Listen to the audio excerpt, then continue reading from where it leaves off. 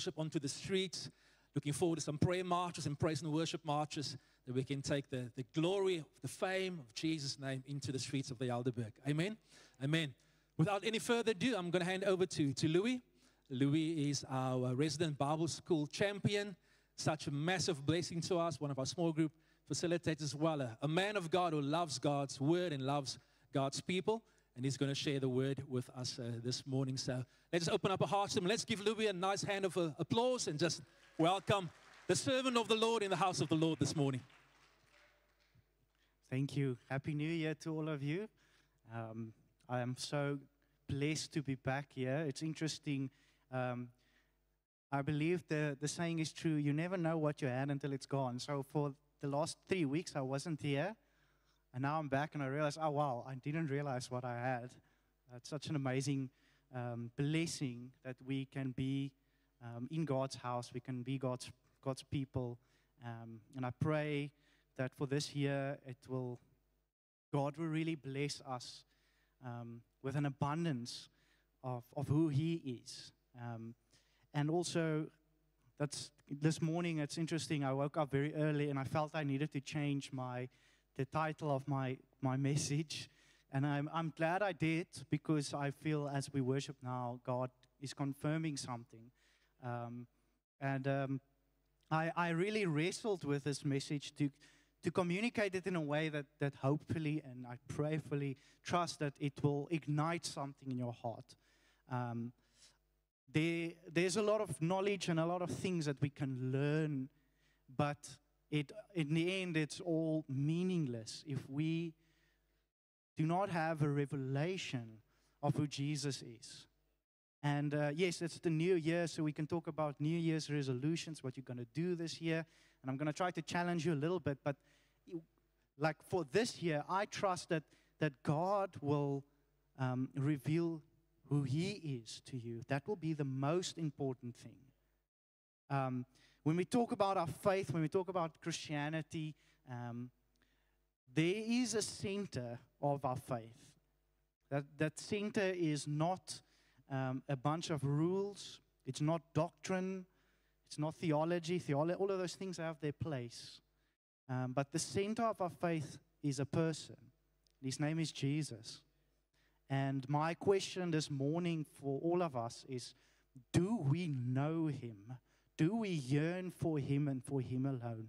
Is He the sole affection of our hearts?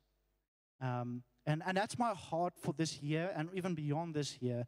We as the church only exist because Jesus is at the center. Our Bible school, in our Bible school, we have a working definition for the church that we use to kind of explain what the church is and how the church operates. And it says, the church is a contrast community centered on Jesus. We are a community that's different.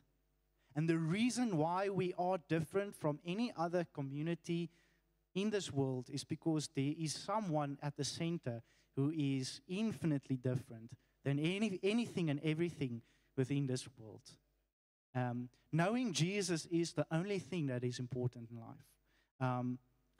It's easy for us, and I want to communicate it well so that you don't hear what I'm not saying. But we can easily get fixated on different things within our faith, within church life, within ministry, within like programs, and all those things are good for what it is. That we lose a little bit of the main point why we are here. And the main point why we are here is Jesus. And when Jan George, he was a pastor in Joburg, he always said, meeting Jesus is almost like being hit by a bus.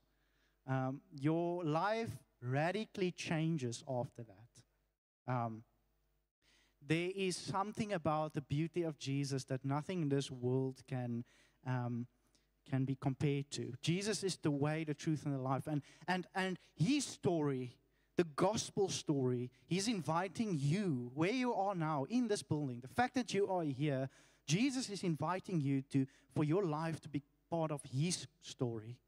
And at the center of the gospel story, once again, it's not doctrines, It's not theologies and teachings and like rules or whatever. At the center of the gospel is Jesus. And when we know Jesus, we will be able to shine Jesus to the world. It's simple. It's not complicated. It's very deep. It's the deepest thing that you could ever experience when you come face to face with Jesus. But it's so simple that a child can experience that. And in a weird way, Jesus often subverts our way of thinking. You read it many times in the Bible where he reveals himself to the most unlikely of people to show to us that the ways of Jesus is infinitely different than the ways of the world. We sang about the glory of the Lord. And we want the glory of the Lord to fill the earth like a wildfire. You cannot contain it. And it starts within our hearts. It starts in a place where we have reverence for Jesus, the Son of God, the Holy Son of God, the Word made flesh. And so my message today is about beholding the glory of the Lord. But this glory is very different from what we expect in our world. The world has a certain kind of standard and values that says this is what glory is about. And when you get to the New Testament authors were obsessed with Jesus, and they wanted to show everybody who reads their writings that this Jesus is the glory of God incarnated. But this Jesus' glorification happened at the most unlikely place. It happened at his public humiliation, his public execution, where he was unjustly killed. But then the authors of the New Testament go further and they say, but God has raised the Jesus from the dead. He has seated him above everything. Like we said, Lord of all. What does that all mean? It means all. He's the Lord of all. Jesus Christ, though he was in the form of God, did not use his divinity as an advantage, something to use for his own motives. Instead, he emptied himself. He humbled himself, taking on the form of a bondservant to the point of dying on a very shameful cross. And in that, the glory of God has been revealed to the world. Do we know this Jesus? This Jesus who challenges us in everything, challenging us in a good way. The fact that Jesus challenges us, it's good. It's uncomfortable, but it's good. When we look to Jesus, we see his righteousness, a righteousness that burns like a fire, cannot be quenched.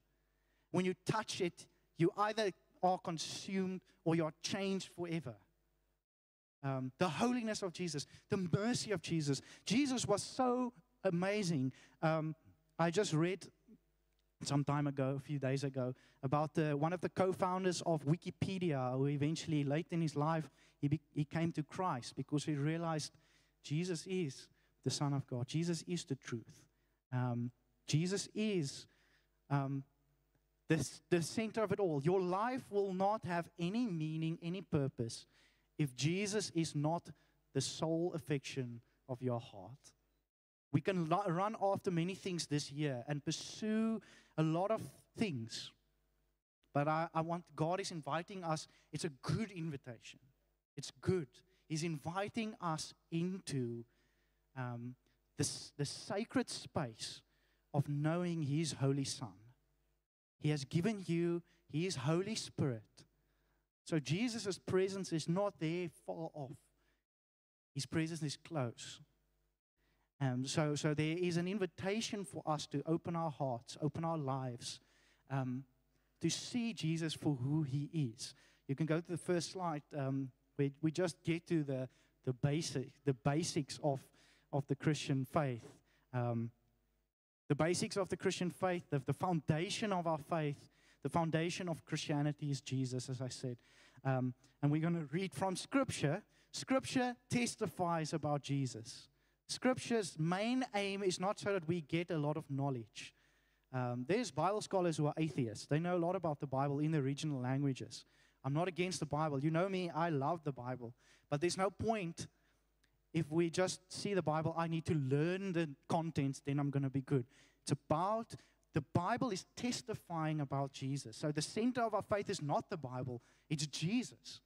And that's what we want. So as we read, and I want to challenge you for this year, the gospel authors, they wrote their writings. It's not gospels. It's actually the gospel according to Matthew, Mark, Luke, and John. There's one gospel, and there's one main character in the gospel, and that's Jesus. And the way that the gospel authors, the thing that they did, the kind of style that they were writing in, it's called a bios. It's similar to a biography today.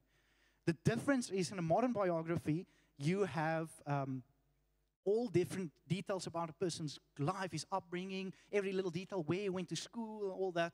Whereas with the bios in the New Testament, the Gospels, the life of Jesus, it's not so much about giving all the details about Jesus' childhood and that. It's about inspiring you to admire Jesus. Jesus is on every page of the Gospels, he is the center. And the authors want you to read it over and over and over again, consuming Jesus consistently until you start to look like him, start to talk like him, start to act like him. So I want to challenge you this year, with all the other stuff you want to do and achieve this year, pursue Christ first and foremost. And a good place to start, it's not the only place, there are many ways, but a good place to start is start reading the gospel accounts. Reading them over and over. And as you read, consistently ask the Holy Spirit, Lord, show me Jesus. Show me Jesus. I want to know Christ. I want to know Christ is worth more than anything else. If we really believe that, our lives will testify of it. And I pray that God wants to impart something that we might not ever have experienced before in our faith, of knowing Christ. Knowing him in his suffering, knowing him in his righteousness, in his love. So let me read. I'm getting carried away. And Jesus says here, if I go and prepare a place for you, I will come again and will take you to myself, that where I am, you may be also. And you know the way to where I am going. Thomas said to him, Lord, we do not know where you are going. How can we know the way? And Jesus said to him, I am the way and the truth and the life. No one comes to the Father except through me. If you had known me, you would have known my Father also.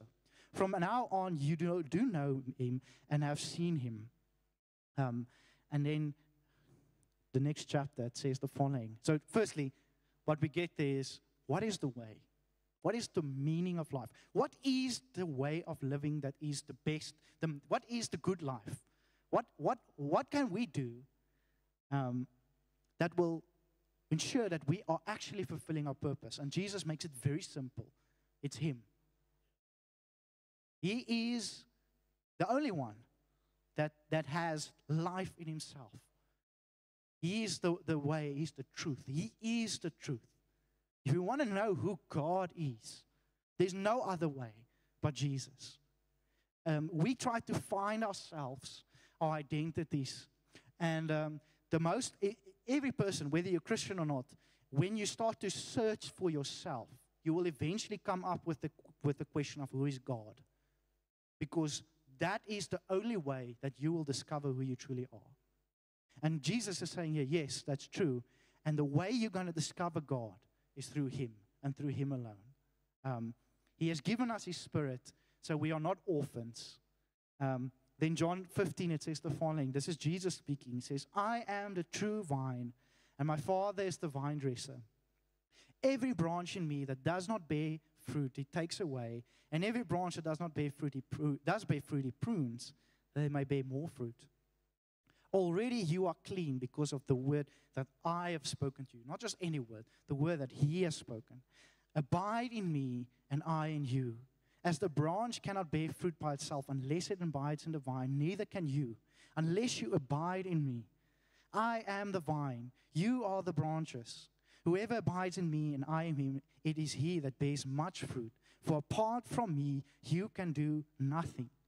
If anyone does not abide in me, he's thrown away like a branch and withers. And the branches are gathered, thrown into the fire, and burned. If you abide in me, and my words abide in you, ask whatever you wish, and it will be done for you.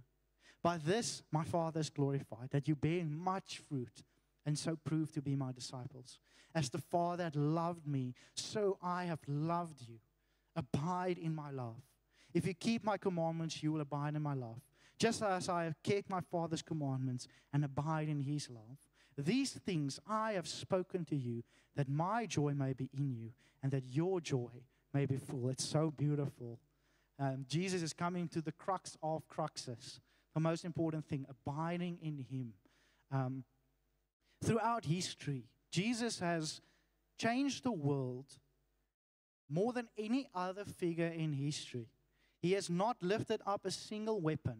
He has not marshaled an army. He did not use violence. Instead, he offered himself up as a sacrifice of love and mercy. He took on the form of a bond servant, took on no reputation. He had no reputation. He was publicly shamed and died a very painful death. And his followers were so convicted by this Jesus, and they believe that he has been raised from the dead, that he's seated at the right hand of the Father, that they changed the world. The world that we live in today would not have been the world that it is without Jesus. Even if you are honest and you are an atheist and you are genuinely honest, you would acknowledge that there is no other influence greater to human history than Jesus. He is everything. You see him everywhere. His influence. The fact that we have human rights, the more the liberal kind of progressive side of the world, they want to claim human rights for themselves, but it's a Christian because it's Jesus. Because Jesus is righteous, and Jesus loves humanity. He loves us so much that he became one of us. He came to suffer not only with us, but for us. So you will only discover your true worth in Christ, because he is the only one who can truly give you the worth that you need. Anyway, so the Gospel of John, I'm a big Gospel of John geek, so I decided I'm just for the new year, just going to start with the Gospel of John. In the beginning, before I read, but in the beginning, when God created the heavens and the earth and all this stuff, the last day of creation, the centerpiece of his beautiful creation is his image. Adam and Eve, we are created in God's image, and God gives us the command, the vocation, the sacred calling of ruling this world on his behalf. Now, we know the story. Adam and Eve were disobedient, and you see throughout this Old Testament how God calls Israel to also be his image, and they fail and fail. But then Jesus comes. And the story of the way John starts his gospel is to say, well, God's blueprint for what he wants for this world, for the world to be made right, for the world to be beautiful, for the world to look the way God wants it to look. He has sent his Son to be the image, to be the one who restores. So Jesus is infinitely good for us, for our society. The more we have Jesus in our world, the better, because that is what God's ultimate purpose is for us. His ultimate purpose for you, his ultimate purpose for Somerset West, his ultimate purpose for this church, his ultimate purpose for the whole country and the world is for Jesus to be here. For Jesus, the fragrance of Jesus to fill the earth. Like the glory of the Lord covers the world, like the waters covers the sea. That is what God wants. And I mean, just go on social media and you'll find a lot of brokenness in many places, politically, and on a global scale. Things are bad. Things are not in a good place. People suffering from literal wars, people suffering from depression, anxiety, and a lack of identity, and they're looking at all the wrong places. There's so much bad going on, so much abuse, so much evil. And the Gospel of John starts with saying, but the good one, the good shepherd, the Word has been made flesh. Let us rejoice. The Gospel is the good news, and the reason it is the good news is because it's Jesus who is good. And He has been given to us.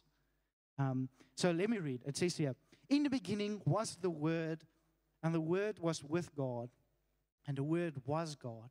He was in the beginning with God. All things were made through Him, and without Him was not anything made that was made. In Him was life, and the life was the light of men. The light shines in the darkness, and the darkness had not overcome it. There was a man sent from God, whose name was John. He came as a witness to bear witness about the light, that all might believe through him. He was not the light, but came to bear witness about the light. The true light, which gives light to everyone, was coming into the world. He was in the world, and the world was made through him. Yet the world did not know him. He came to his own, and his own people did not receive him.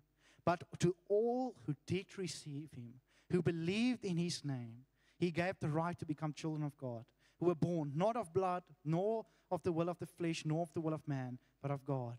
And the Word became flesh and dwelt among us. And we have seen his glory. Glory as of the only Son from the Father, full of grace and truth.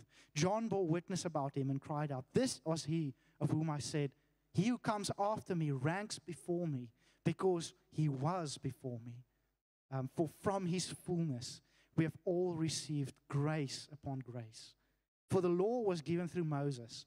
Grace and truth came through Jesus Christ. No one has ever seen God, God the only Son, who is at the Father's side. He has made him known." There's no better way to start a book than that, I think. Like, that's the most amazing introduction. The only other place it might compete with is Genesis 1. But John is using Genesis 1 creatively here.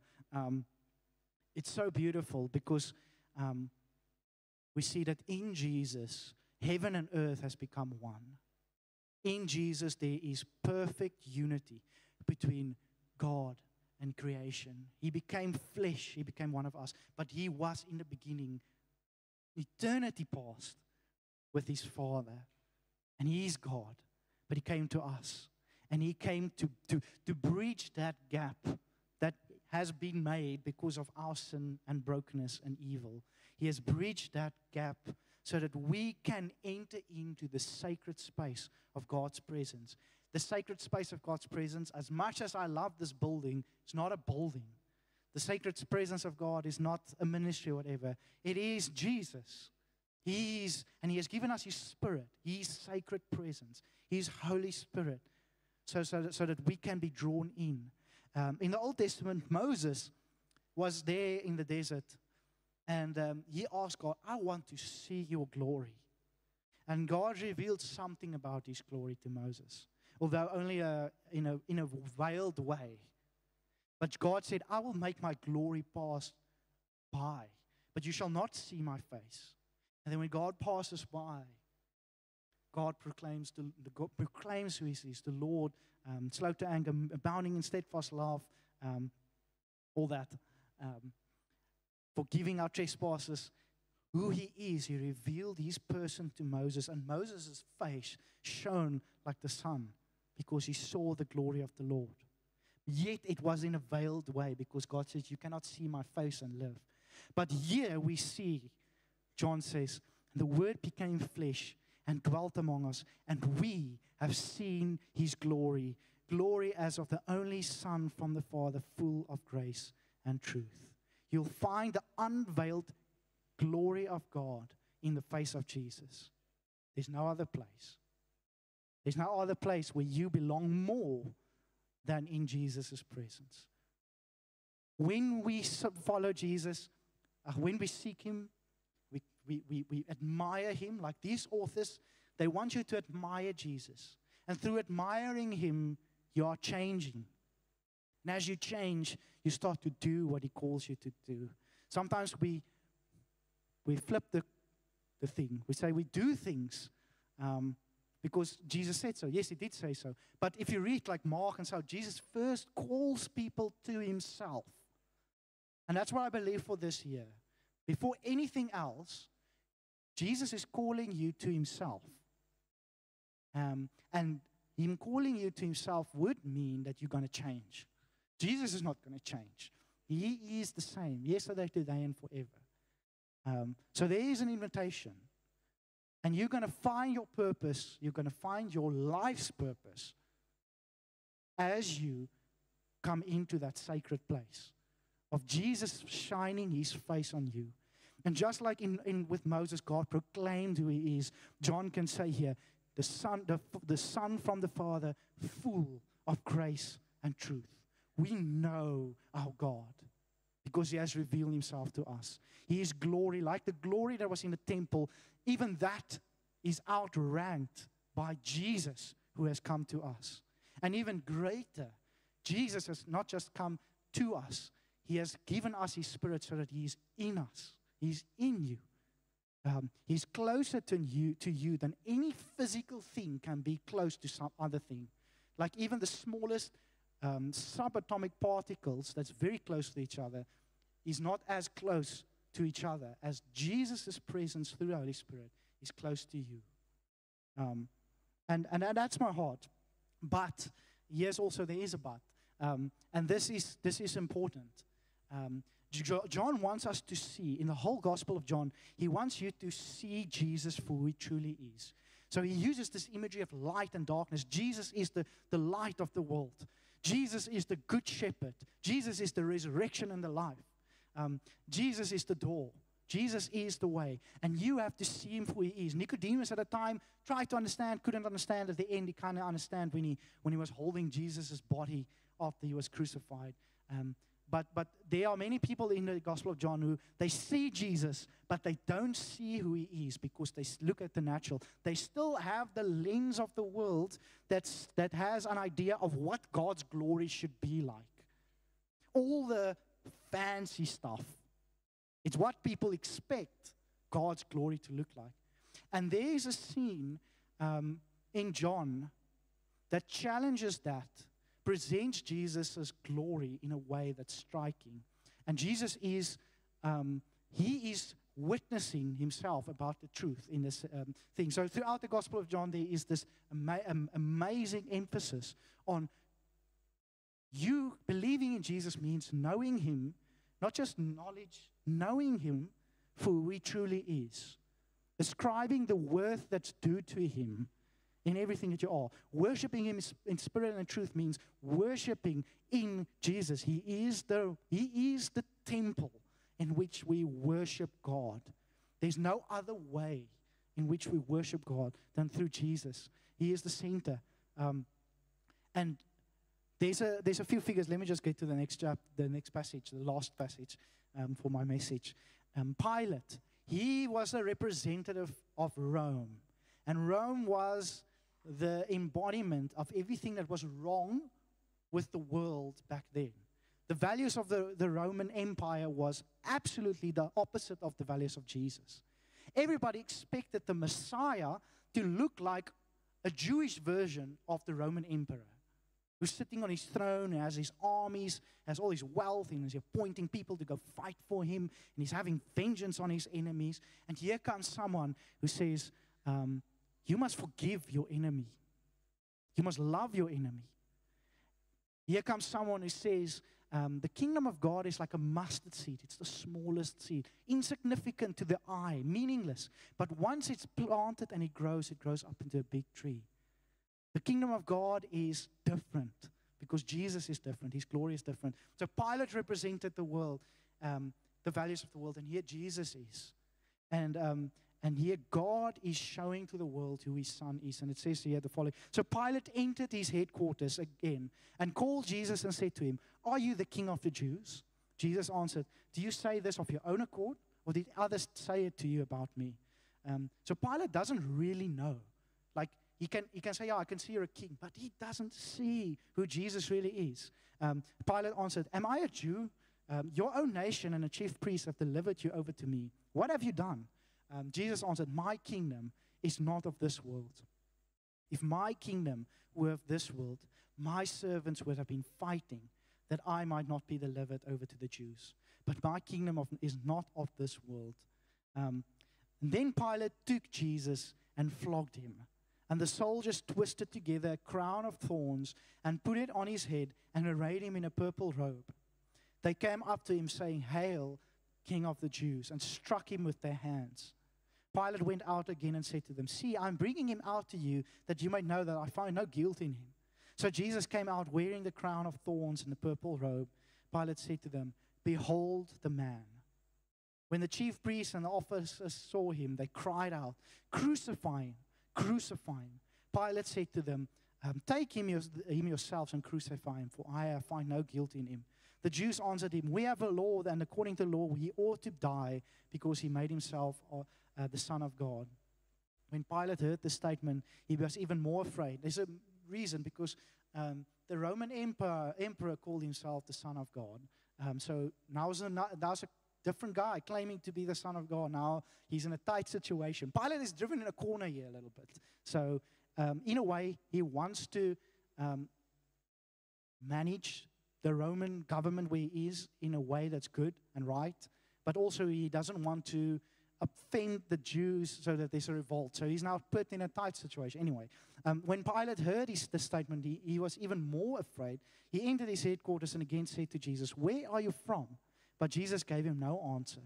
So Pilate said to him, "You will not speak to me? Do you not know that I have authority to release you and authority to crucify you?" And Jesus answered him, "You would have no authority over me at all unless it has been given you from above.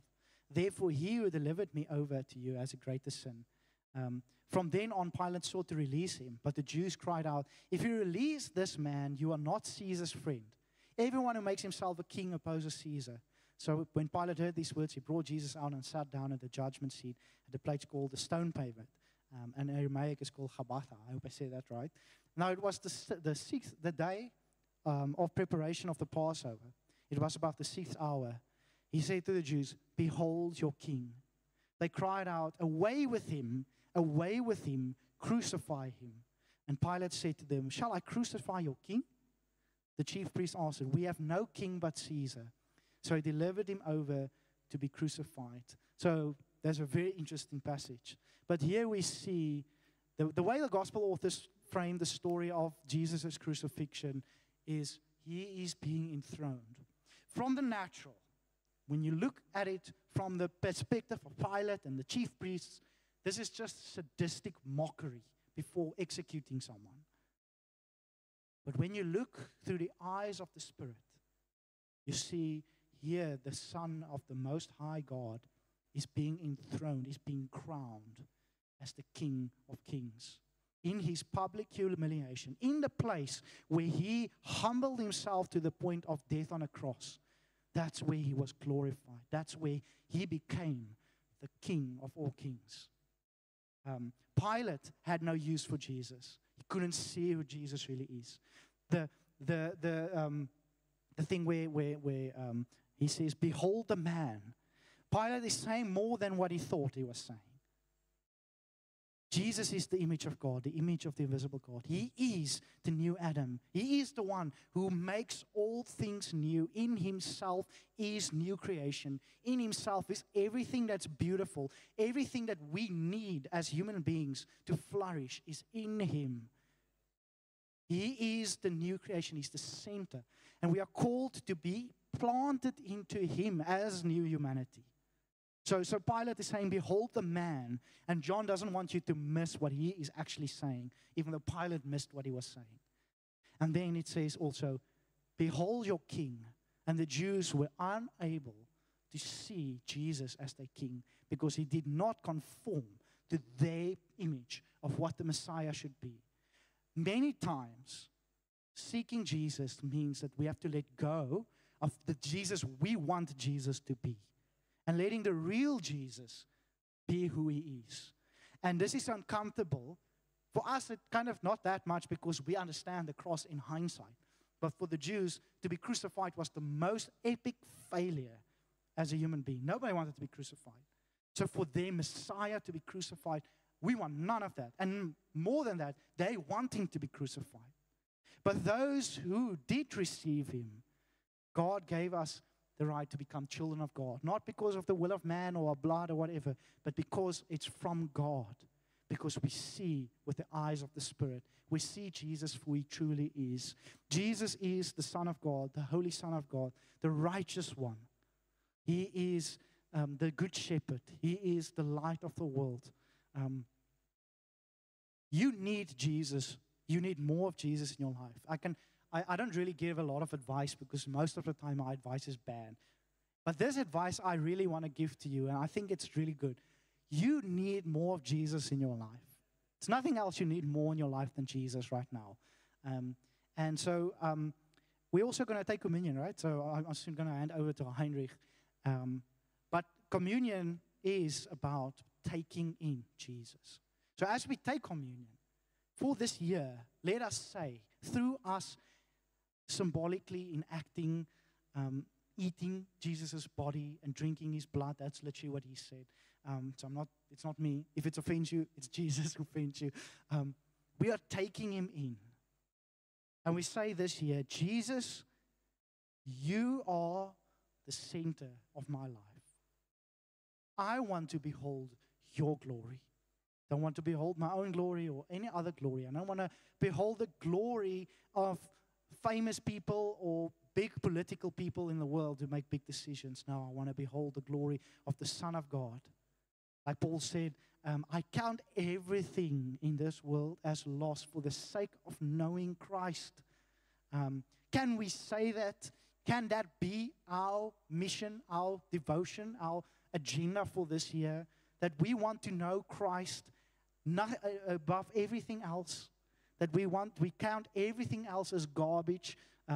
Paul uses a little bit of a interesting word there, skibalon, and it can in some places be a crude word. He counts everything as skibalon for the sake of knowing Jesus. In comparison, everything else that we find important in life is nothing. It's garbage compared to knowing Christ. Everything else in our lives only finds their place, their appropriate place, in the light of us following Jesus, knowing Jesus, pursuing Jesus. It is so simple. Christianity is so simple, but it's deep. It's not easy, but it's simple. So anybody, doesn't matter who you are, can come to Jesus. Jesus does not have a tiered system. You do not outgrow your dependence on God. You also do not grow your access to God, or sometimes even lose it. Doesn't matter who you are, where you come from, what your background is. Jesus is calling you to Him this morning. So I'm going to ask you to stand, and then we're going to pray.